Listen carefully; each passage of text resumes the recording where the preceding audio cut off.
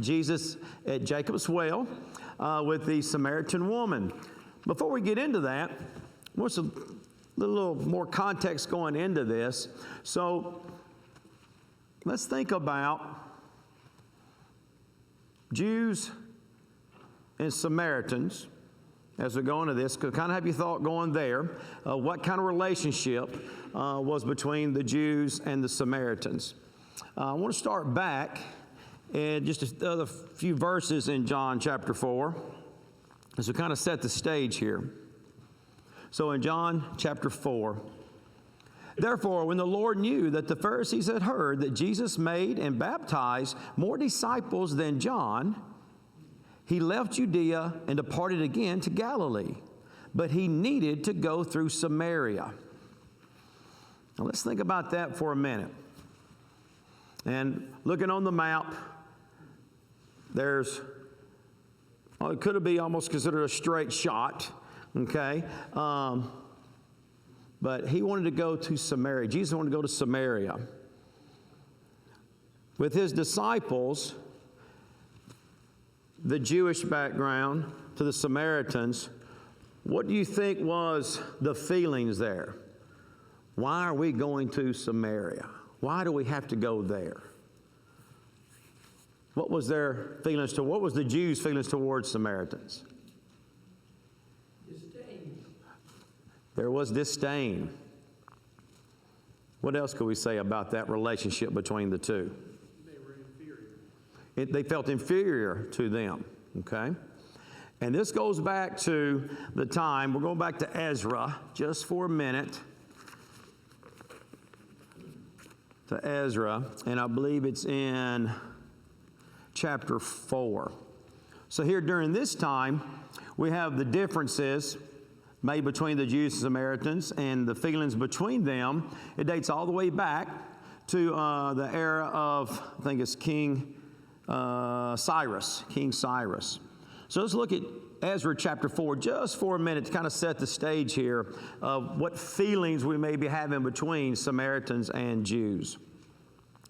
Now when the adversaries of Judah and Benjamin heard that the descendants of the captivity were building the temple of the Lord God of Israel, they came to Zerubbabel and the heads of the fathers' houses and said to them, "Let us build with you, for we seek your God as you do.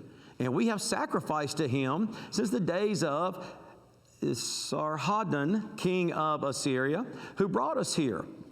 But Zerubbabel and Jeshua and the rest of the heads of the fathers' houses of Israel said to them, "You may do nothing with us to build a house for our God, but we alone will build to the Lord God of Israel, as King Cyrus, the king of Persia, has commanded us."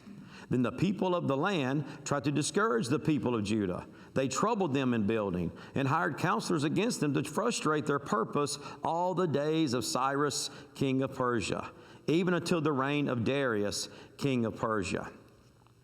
So this climate was set years ago, years before this, just because that the Jewish lineage wanted nothing to do with the Samaritans. So let's keep that in mind as we go into this situation with Jesus wanting to go, I must go through Samaria. And then we find him at Jacob's well. All right, so a little bit looking back, they have the Jews disdain for the Samaritans. So with that in mind, they would avoid going through Samaria at all cost. They would rather travel miles and miles and time away from that area than to go through Samaria. But Jesus chose to go through there. So let's look in John chapter 4, and we'll let's go ahead and start with we're going to start with 4 again. But Jesus needed to go through Samaria. So he came to the city of Samaria, which is called Sychar, near the plot of ground that Jacob gave to his son Joseph. Now Jacob's well was there. Jesus, therefore, being wearied from his journey, sat thus by the well. It was about the 6th hour. That's also kind of significant here in just a minute, about that 6th hour of the day.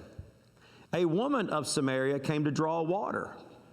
All right, again, this is at the 6th hour of the day, a woman goes to the water well. Jesus said to her, "Give me a drink." For his disciples had gone away into the city to buy food. Then the woman of Samaria said to him, "How is it that you, being a Jew, ask a drink from me, a Samaritan woman? For Jews have no dealings with Samaritans." All right. Let's go ahead and just read all the way through it, and then we'll come back. So Jesus answered and said to her, "If you knew the gift of God, and who says to you, 'Give me a drink,' you would have asked him, and he would have given you living water." The woman said to him, "Sir, you have nothing to draw with, and the well is deep. Where then do you get that living water? Are you greater than our father Jacob, who gave us the well and drank from it himself, as well as his sons and his livestock?" Jesus answered and said to her, "Whoever drinks of this water will thirst again, but whoever drinks the water that I shall give him will never thirst. But the water that I shall give him will become in him a fountain of water springing up into everlasting life." The woman said to him, "Sir, give me this water, that I may not thirst, nor come to here to draw." So let's stop there, then we'll go back and finish the second part of this. So back to the beginning, we have Jesus at the well. Do you think he knew who he was fixing to see at that well? It was all planned, right? He knew why he was going to Samaria. He knew on this 6th hour, no one gets water at midday. Traditions show that they normally get water first thing of the morning or later in the evening. Okay, and then there's also the situation of the woman, why she would be there in the afternoon by herself. Who knows that? Yeah, she's probably an outcast. And why is she an outcast? How many times she's been married? The number of times married, yes. Yeah. So there's that reason as well. Most likely for her to be the only person at the well midday. Okay? So as we look through this, where's my other, got everything, oh, there it is, I had it covered up. All right. So as we look through this, understanding the situation, the cultural dynamic between the Samaritans and the Jews, let's look at her first statement, her reaction to this, back in verse 9. So the woman of Samaria said to him, "How is it that you, being a Jew, ask a drink from me, a Samaritan woman?" You know, her reaction in today's terms, it could almost be like, "Who do you think you are? Who do you think you are to ask me?" Could be that kind of an interaction because of the feelings that they have. She even pointed him out as a Jew. All right? So there's already this little divide, this wall, this, I'm not comfortable, being around you. And look at how Jesus breaks the barrier. So there's a few things we're going to take out of this lesson tonight. And one of those is, what can we learn from Jesus just by that example that he's showing so far by the willingness to go somewhere where no one else wanted to go. Think about maybe situations in our life where we have been, and whether it's a cultural divide. I don't believe we have as much racial divide as we hear. Some of my best friends are African American, and so that to me is not as much as maybe cultural. So I got to thinking back to times in our nation. Why were we formed?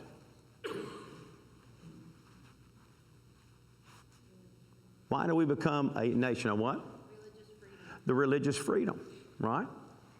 Out from under King of England. Did that not lead to the Revolutionary War? So there's that's a major divide amongst people, okay? And now a little closer to our time frame, when 9/11 hit, We had a major cultural divide against us, Taliban, right? And even to the point where anyone that looked like them, well, we had a prejudice towards them. And hopefully time has changed where we're not as, where the majority are not as prejudiced towards that. Now we have the situation of the border, the constant flow of coming across the border with some of great intentions of just wanting what we have here, and then there's the others that very questionable. So we have to ask ourselves, and this is me personally, there's been times as a teacher when I see this new student show up, doesn't speak English, I start questioning. I have all these questions. Well, why are you here? How did you get here? What was the intent? And that's my mind because of maybe listening too much to what's going on, in our society today. So I have to constantly keep knocking down those barriers and those walls. So, but saying all these things helps me kind of understand more about this Samaritan woman and her feelings towards a Jewish man. Okay? And then also with the disciples not wanting to go, through Samaria. So we have to have an understanding of that cultural divide. And what we can learn from it, for one thing, Jesus is teaching is that willingness to go. To go where maybe we really don't want to go. Mission work. Yeah. He saw her as a person. It's as simple as that. Absolutely. And no matter what our feelings are towards this race or that race or people of this belief or that belief, we're more alike than we are different. And that's the mindset of Christ for every person that he ever had interaction with. It's very difficult to do that, just as you had said. We've got our own biases, we've got our own prejudices, but we need to look through that lens of we're more alike. We all need a God. Our God is the same God that they need. And I think that's one of the really important lessons to learn. Absolutely. And with that mindset, it should be our objective through that lens to draw them and bring them to Christ. That is our, number one mission, as a Christian, is to bring others to Him. And thank you, Richard, for that, because that's exactly right. And that was kind of like my other note there I have for me, is just to knock down that wall, knock down the barrier, knock down whatever it is that might be keeping one of us or each of us from taking that step to having that interaction with someone else. To see it through that lens, to see it as Jesus did, and knowing that our purpose is that mission of bringing others closer to Him. Okay? And he had a little more, of course, insight than we would have, of course. But let's see here. Through those verses, here we go. As she says, for Jews have no dealings in Samaria. Then in verse 10, Jesus answered and said to her, if you knew the gift of God and who it is who says to you, give me a drink, you would have asked him, and he would have given you living water. The woman said to him, sir, you have nothing to draw with, and the well is deep. Where then do you get that living water? And you greater than our father Jacob, who gave us the well, and drank from it himself, as well as his sons and his livestock. Jesus answered and said to her, whoever drinks of this water will thirst again. But whoever drinks of the water that I shall give him will never thirst. But the water that I shall give him will become in him a fountain of water springing up into everlasting life. And the woman said to him, sir, give me this water, that I may not thirst, nor come here to draw. So through these verses through 9 through 15, where he's talking about the water. Last week, we talked about, who remembers?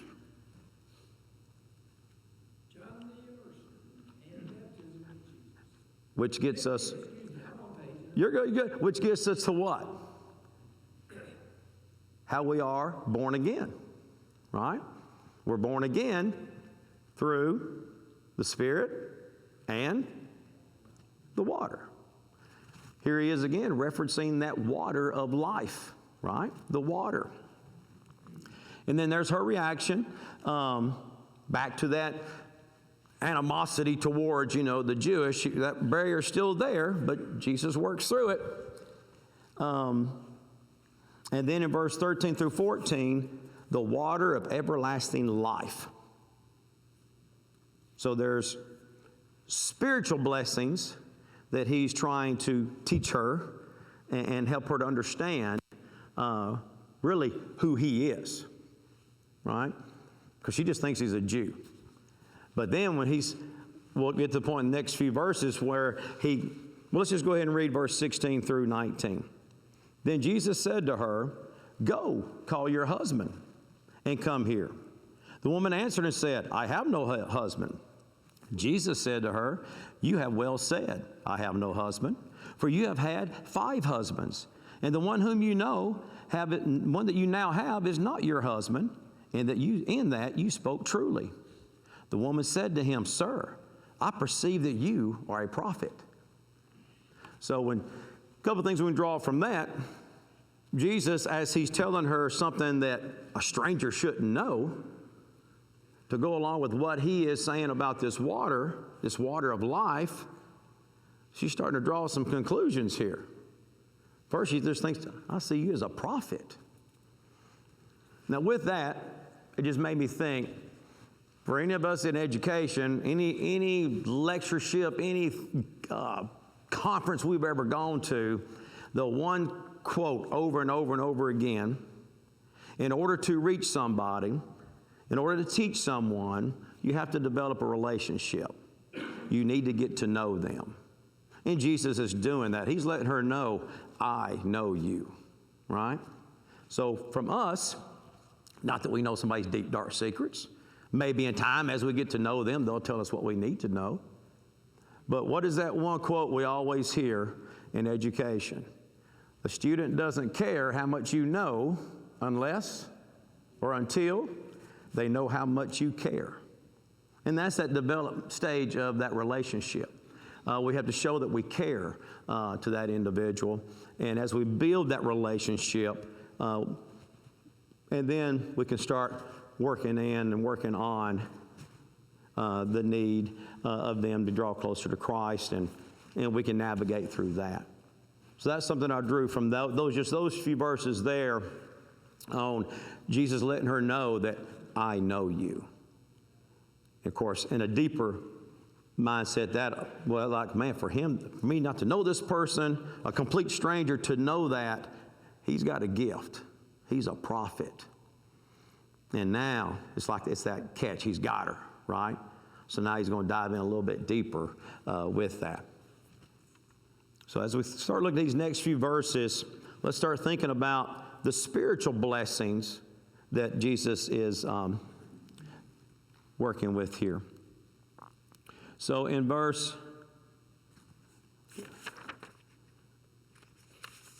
he says, "Call her husband." I'm going to go past one thing I want to bring up right here as we talk about these spiritual blessings. So let's look back at 14. "Whoever drinks of the water that I shall give him will never thirst. But the water that I shall give him will become in him a fountain of water springing up into everlasting life." So once again, until we truly understand the Spirit, everything in our life is tangible. We have to, until you have a faith, you have to touch it. You have to see it to believe it, right? Because faith is truly not really seeing or touching what we might believe in. As we talked about comparing the wind to the Spirit, we see how it has on others. And then through that, we can see how it works. But for her to understand, where's he going with this about water? What do we do with water? We drink it. We have to have it. We wash our hands with it. It was what? It was just physical. Water was a physical need to her. That's all she understood, as would anyone, right? Without a prior knowledge of the Christian faith and of the Spirit. So he's using that water as an example of needs, physical needs to get that understanding, but what we have to do is turn that into spiritual so we truly understand the depth and the gravity of it. Most of us have studied or heard at one time or another the Maslow's hierarchy of needs, right? He started with the pyramid, and of course the base, the bottom is the most important that we have to fulfill. And who knows what that is? What's Maslow's hierarchy of need? The foundation of our needs is what? Physical needs, okay? Our physical. And with that, that's what we have to live. Food, water, shelter, clothing, the air to breathe. Those are those physical needs. Some of us can't get past those needs, right? And of course, we could really do a deep dive into some of the issues we have in our society today, or that we have had. People that don't have these physical needs never move forward. They stay there because they're still just trying to get that physical need, right? That's their sense of security that they don't have. Babies, our infants, our children, this is where they are. They have to have that physical need. If they feel that physical need, then the other parts can grow with them, okay? So it's physical, because once you have those physical needs met, you then feel what? Safe. There's the safety, okay? So we feel that safety. And with that is our, just a security of that environment, a security in my home, at school. Schools are safer now than they've ever been. Every door is locked. And I beg my administration all the time, we're back here in a bunch of labyrinth of hallways, and we got to unlock a door to just go from office to a weight room. And I'm like, can we leave these unlocked? As long as the outside is locked, aren't we safe? But we're going to make sure every door is locked, okay?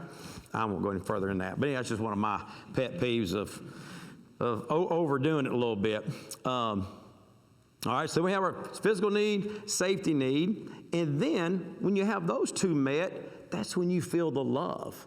This person loves me enough that they're going to keep me, they're going to provide for me, and they're going to give me safety. So think of our children, a children's thought to a parent, right? And then after that, once you have those three, that's when we start tapping into that self-esteem.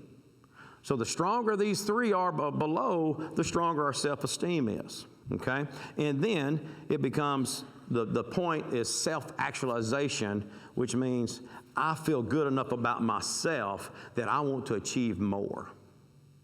But nowhere in Maslow's hierarchy of needs is the spiritual. So think about that. But in this, when you really look at it, when you have Christ, you don't worry as much about the other aspects. If you flip that pyramid and Christ is your foundation, everything else is met. The stronger your relationship is with Christ, the stronger your faith is in Him, man, you feel like you can conquer anything. So that pyramid becomes flipped because this is worldly.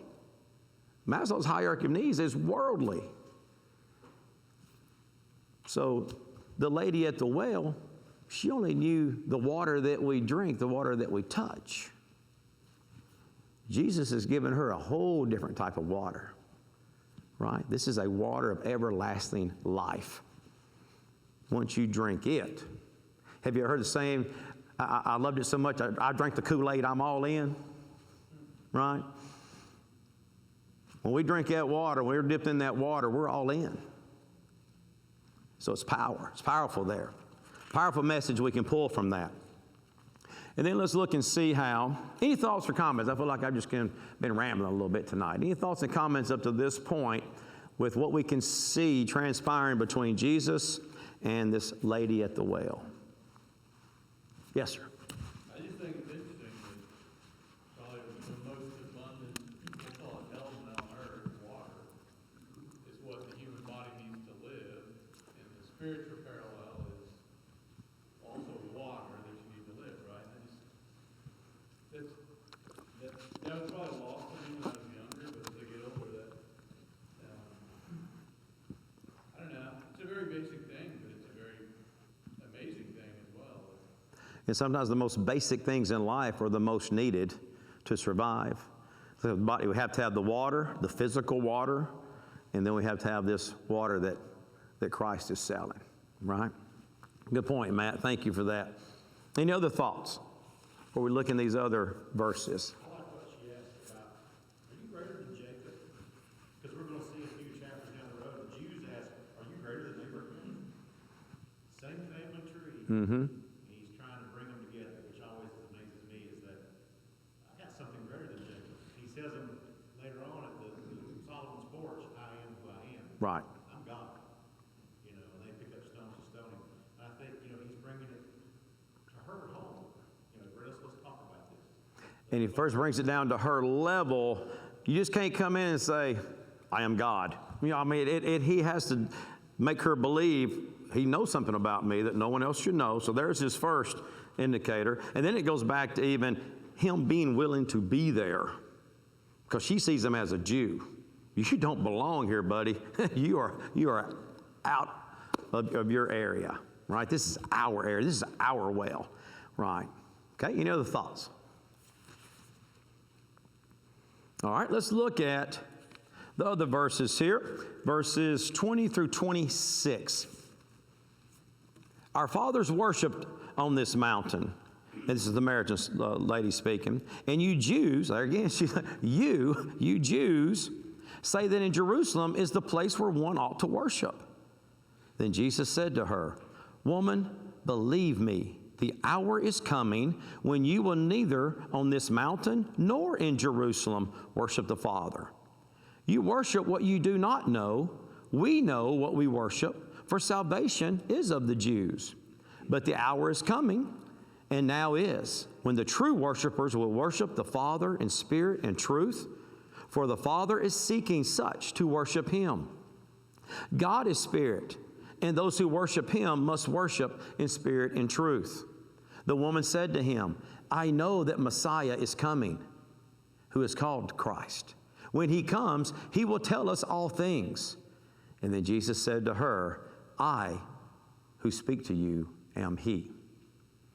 So let's go back and look at that first couple of verses there when he's having this dialogue with her about, well, now we're really getting into how to worship, about worshiping. We mentioned it some last week about this, and he's putting it out there where it's got to be confusing to her because she only knows of what way to worship. Do the Samaritans believe they have to go to Jerusalem to worship? No. They have Mount Gerizim. That's where they go. They believe that's the holy place for them. And Jesus lets her know that, well, the Jews go to Jerusalem because that is where, up to this point, that is the holy place for them. But now he's letting her know what's fixing to happen. Is it fixing to matter where we go to worship? What town, what city, what mountain? No. What's important is how we worship, who we worship. Where two or more meet in His name, therefore is His church, right? So He says, Woman, believe me, the hour is coming when you will neither on this mountain nor in Jerusalem worship the Father. You worship what you do not know. We know what we worship, for salvation is of the Jews. Then this is one I want to make a point out. But the hour is coming, and now it is, when the true worshipers will worship the Father in the Spirit and the truth. So it doesn't matter whether you're a Jew, a Samaritan, or not.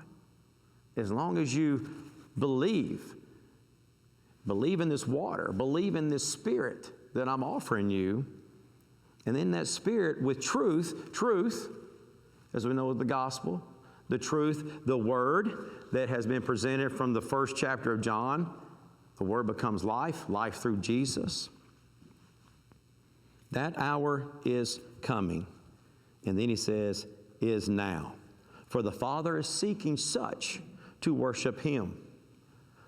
So here's another example for us to use in trying to break those barriers of people we're in contact with, whether it's at our workplace, at where we shop, wherever we come into contact with someone, to have that conversation, to break that barrier of where they worship, how you worship, are you worshiping? It's an opportunity for us to share how Christ wants us to worship. So he's teaching her, gradually teaching her through that process of having that belief and understanding that the way you've been taught is no more. Like I told y'all last week or the week before, when I was being raised, Baptist, and I was trying to prove somebody else wrong, and the more I read and the more I studied, I couldn't answer why we were doing the things we were doing. Just simple things. Why was there instruments? Why do we not partake the Lord's Supper every Sunday? Why is it every quarter? I really just couldn't understand that, And I remember going to the preacher, and I was early 20s asking, why do we not do this? I was sincere. Why are we not doing this? Well, our group, our association has chosen us to do it quarterly. The Bible says first day of the week. Why are we not? Just things like that started triggering in my mind, and I couldn't prove it. I couldn't prove what we were doing was right, so it gravitated me, to make the decision. And that's what Jesus is telling her here. The way you have been worshiping is no more. Neither is the way the Jews have been worshiping. The Jews may have a stronger, even to this day, they're pretty stuck still in their traditions, aren't they? What little I know of them and have heard. Haven't done a deep study. But Matt, in your study, I think you're doing on Wednesday nights. Have y'all got into that with just the differences there? With respect to Baptists? Or any of the other groups? Yeah, absolutely. And it makes you wonder, why did someone, veer off from the Scriptures the way when they're so? Trust me, if I can read it and understand it, anybody can, right? That's the way I take that. But yeah, An answer? do what? Well, just go back to the Israelites. They wanted a king. They wanted to be like everyone else. They didn't want to have to make hard choices, hard decisions. They just wanted someone to tell them what to do, even though they already had that. And this is not an indictment of everyone, but just look at anything in life. We'd much rather have someone tell us what to do because it's easier. You extend that to our faith, and this is not unique to Christianity. This is in Islam. This is any number of things. Right. There is a text, right, to reference. It's a lot easier for someone, or for me to watch YouTube, or for me to sit in a seat and let someone from a pulpit tell me exactly what that means, and just roll with it to where it becomes part of my identity. And so I'm automatically going to not listen to anything anyone else says because, well, no, I've heard this for 20 years. Right. This feels right, therefore you're wrong. And if we would just read, we might actually realize that There's another way. There's a way that Christ has laid out for us. Yeah, exactly. Exactly. All right, any other thoughts there? All right. So as we look through those verses, and Jesus is teaching her about worship, preparing her for the new way of worship to come, getting that understanding that true worship is in, there's, my goodness, Bell. Anyone needs to take the Lord's Supper? Now's the time to go down the hallway there. For the Father, our Heavenly Father, is seeking those who want to worship Him in spirit and truth. So, from these few verses here, just a few things we can take out. One thing specifically is the place of worship. The place is irrelevant. We don't have to go to a building that seats 5,000 people. We don't have to go to that type of building. Where two or more meet in His name and are in the Spirit and in truth to worship the Father are, doing what's expected. And that's what we see in that verse 23 and 24. All right, these last few minutes here, what are some other possible applications we can add to this through this text that we've looked at here? One that I have to throw out with, and then let's see how we can expand on it. Never become so focused upon our physical needs, our physical wants, okay, physical wants or needs, that we forget about what's truly important, and that's our spiritual needs. Because in her, the lady at the well, the Samaritan lady at the well, hers goes back from what? Generations of that animosity towards the Jews, and then it was just generations of a cultural, something different, something what was normal to her through generations was keeping her from the right way to worship or the new way of worship. But Jesus led that path, or started that path with her to get her on that track of understanding and knowing of worshiping the Father in the truth and the Spirit. I say too, one other lesson we can learn is it doesn't matter how far you are from God, He'll still see you, or He'll flow you. I mean, you got to think, she was married 5 times. Jesus was still there to share the gospel with her that she could be saved. Yep. And that should be there for us. Another example of what He did for that is who we're willing or not willing to go share the gospel with, right? Again, He broke down every barrier that there could be. For some of us, we might be uncomfortable talking with someone that had lived that type of lifestyle. So that's a good point. Thank you for bringing that one up. Exactly. Any other thought on how we can keep our physical wants and needs from overtaking our spiritual?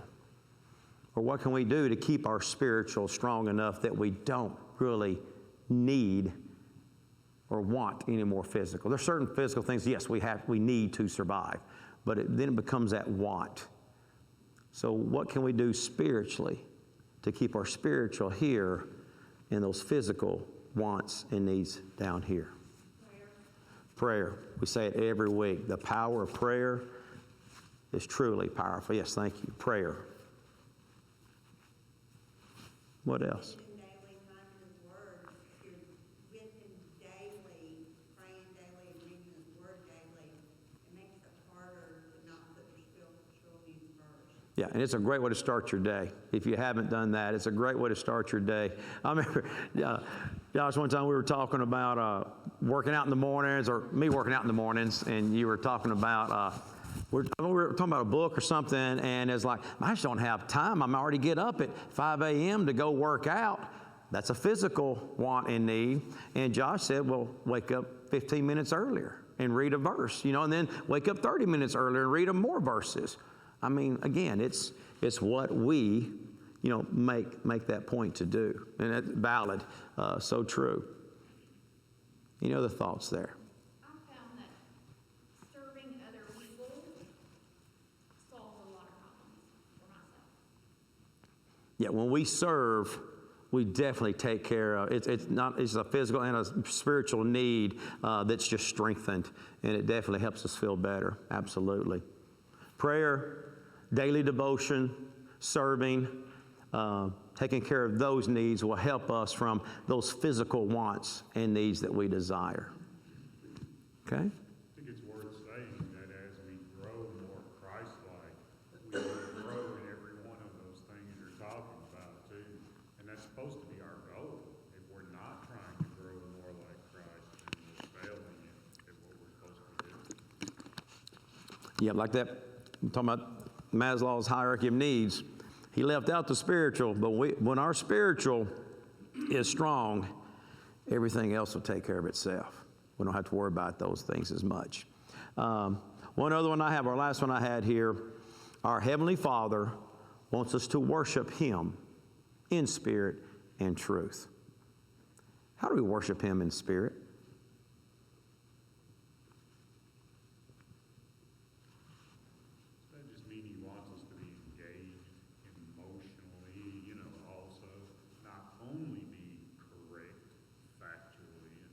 which is from the truth. But we're supposed to be engaged emotionally in our worship.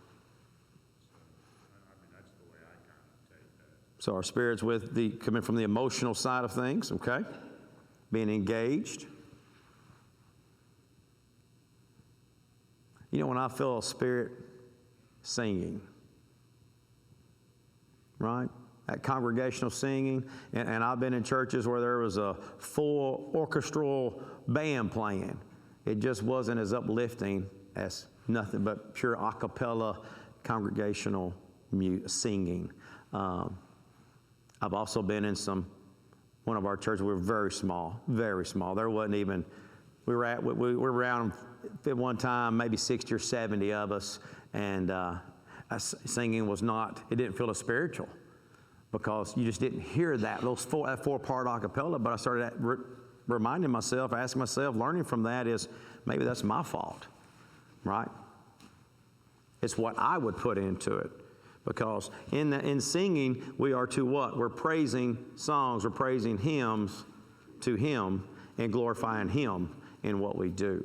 So when we sing, remember, we are singing to glorify God, not to hear ourselves. And no matter what we sound like, it's the voice God gave us. And we need to be singing out. And I think in that, there's a spirit that goes about a congregation and uplifts us. There's power in music. Whether you turn it on the radio, whatever you listen to, there's power in what we hear. Okay, it moves us, good or bad, depending on what we hear. Because trust me, teaching or coaching high school males in sports, sometimes you let them have the music when they're working out. You hear some songs, you're like, no, we're not listening to that. But that's what they hear. So that's all they know. And it's a shame, because the music it gets the heart rate up, right? But it's the lyrics that can bring the heart down.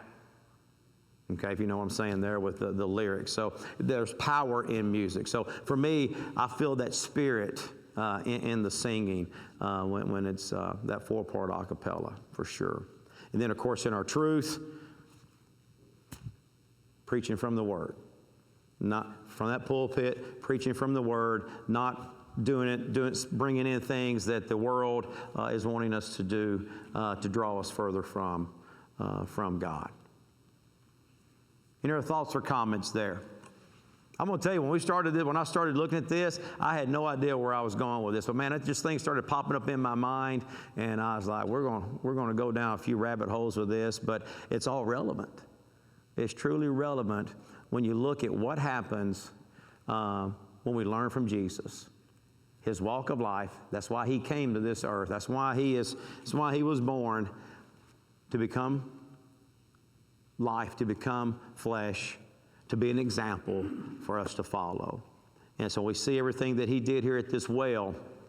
He broke down the barriers. He introduced the new way of worshiping to someone who had no idea, right? And got to let that person know that He knew them and He cared about them. And when we do those things, the kingdom's going to continue to grow. That's all I got. Any other thoughts or comments? All right. Appreciate y'all's time. Oh, perfect timing. There's the bell.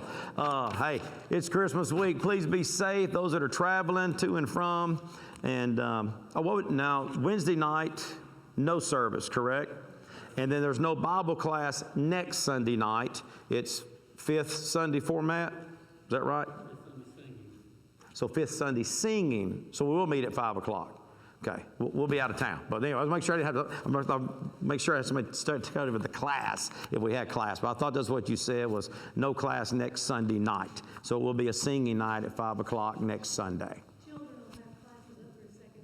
Children have classes next Sunday night. All right.